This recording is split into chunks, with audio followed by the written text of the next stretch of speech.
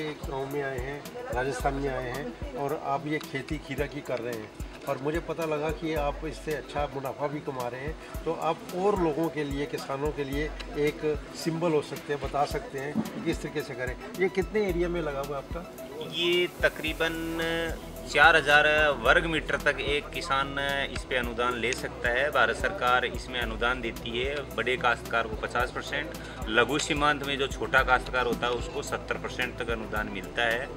ये तकरीबन 1 एकड़ ज़मीन में लगता है 4000 वर्ग मीटर के हिसाब से, और इसमें लागत 35 से 40 लाख के लगभग पूरी कॉस्ट आती है। किसान का लघु सीमांत में अगर कर्षक हिस्सा लगता है तो उसके 7 से 8 लाख रुपए लगते हैं। अगर बड़ा काश्तकार होता है तो उसके 17 से 18 लाख रुपए लगते हैं। और एक दफ़े इन्वेस्ट करने के बाद में इसमें पैदावार बहुत अच्छी मिलती है, जो किसान मेरे हिसाब से संभव ही नहीं है कि वो मान ही नहीं सकेंगे कि इतनी पैदावार मिलती है। क्योंकि मैं जब इजराइल गया था तब मेरे को इसमें एक पोली हाउस में 60 से 70 टन वज़न बताया था 4 महीने की पैदावार, तो मैं माना नहीं था। परंतु हमने यहाँ हिंदुस्तान में तकरीबन 80-85 टन भी एक फसल में निकाल चुके हैं। वो एक मिसाल कायम की है।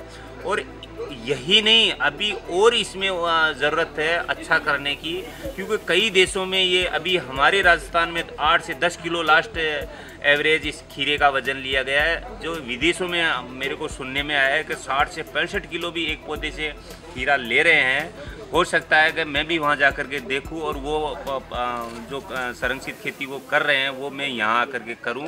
क्योंकि मैं गत वर्ष थाईलैंड गया था तो वहाँ मैंने हाइड्रोपोनिक में देखा था, वो इस पैदावार से भी 10 गुना पैसा ज़्यादा कमा रहे हैं। नहीं खीमाराम जी, ऐसा है कि हमारे जो कृषि जागरण के पाठक हैं, जो किसान भाई हैं, उनको बताएंगे कि ये खीरे की जो आपने पौध लगाई वो कौन से सीज़न में लगाई है? इसका कोई सीज़न नहीं होता, ये ऑफ सीज़न के हिसाब से लगती है। मतलब फसल जो खीरा, ये सीडलेस खीरा है ना, इसका कोई टाइम नहीं होता। जब आप जितना ऑफ सीज़न में ले सकोगे इसको, उतना ही बाजार ज़्यादा मिलेगा। यहाँ पे ये कितने पौधे लगे हुए? इसमें एक पोली हाउस के अंदर हम 8000 से लेकर के 10,000 पौधे लगाते हैं। और तकरीबन मेरे 7 पोली हाउस है। 7 पोली हाउस के अंदर मेरे हिसाब से 50 से 60,000 पौधे लगे हैं। अच्छा, तो एक पौधे में से कितना खीरा निकलता है? एक पौधे से हमारे अपने हिंदुस्तान में 5 किलो से लेकर के हाईएस्ट 10 किलो तक का एक पौधे से खीरा लिया गया है। और एक पोली हाउस के अंदर 4000 वर्ग मीटर के अंदर 8 से 10,000 पौधे लगाए जाते हैं। अच्छा, ये ई मंडी के थ्रू बेचते हैं या डायरेक्ट बेचते हैं? नहीं, हम जो साधारण मंडियां हैं जयपुर में मुआना मंडी और दिल्ली, कुछ दिल्ली भेजते हैं, परंतु ज़्यादातर अभी तक आढ़तियों के द्वारा ही हमारा माल बिकता है।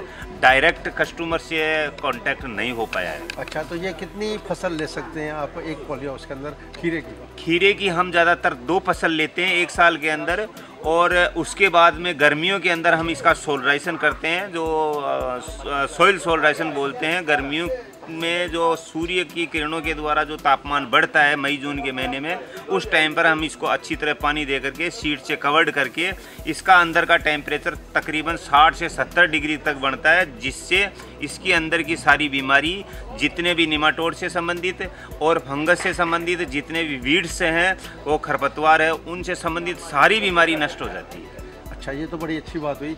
आपने खीरे के अलावा और क्या क्या उगाया? खीरे के अलावा हमने शिमला मिर्च भी लगाई है, टमाटर भी लगाया है, ब्रोकली भी लगाई है, सारी चीज़ें लगाई है। परंतु जो खीरे में हमारे को किसान को पैसा मिलता है वो और फसल में नहीं मिल पाता, क्योंकि उसका हाईटेक बाज़ार ढूंढना पड़ता है। थोड़े दिनों में तो उसके बाज़ार मिलते हैं और बाद में बाज़ार के लिए हमारे को दर दर भटकना पड़ता है। इस हिसाब से हमारे ज़्यादातर पोली हाउस 90% अभी तक खीरा ही कर रहे हैं।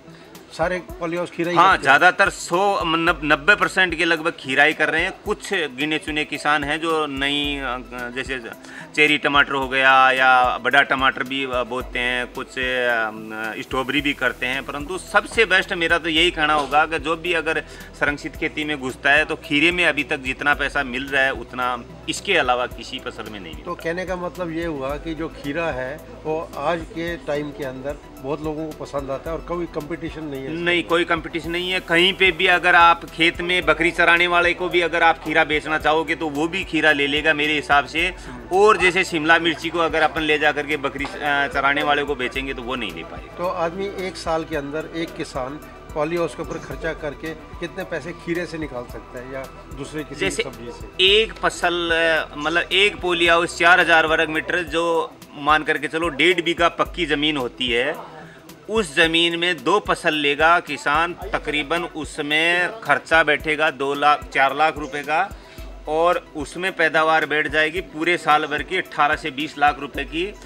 तो ये मान करके चलो 25% काम करने वाले वर्कर और 25% खर्चा, तो एक पॉली हाउस 4000 वर्ग मीटर के पॉली हाउस से 10 से 12 लाख रुपए आराम से पूरा खर्चा निकाल करके 1.5 बीघा ज़मीन में से। ये एक किसानों के लिए अच्छा संदेश होगा कि जो 50 बीघे में खेती कर रहे हैं उनके भी 10 लाख रुपए नहीं बच रहे हैं। अगर वो 1.5 बीघे में अगर संरक्षित खेती करेगा तो ये मैं गारंटी के साथ में लिख करके दे दूंगा कि 1.5 बीघे ज़मीन में अगर मैं कहूँ उस हिसाब से अगर वो खेती करेगा संरक्षित खेती, तो उसको 8 से 10-12 लाख रुपए आराम से खर्चा निकाल करके मिल सकता है। और ये जो आप कह रहे थे कि राज्य सरकार जो अनुदान देती है तो उसमें कोई परेशानी नहीं आती है? नहीं, अभी तो जयपुर जिले में तो कुछ परेशानी, क्योंकि लगाने वाले इतनी क्वांटिटी हो गई, इतने किसान लगाने वाले हो गए कि कम से कम 50,000 फाइलें पेंडिंग पड़ी हुई है।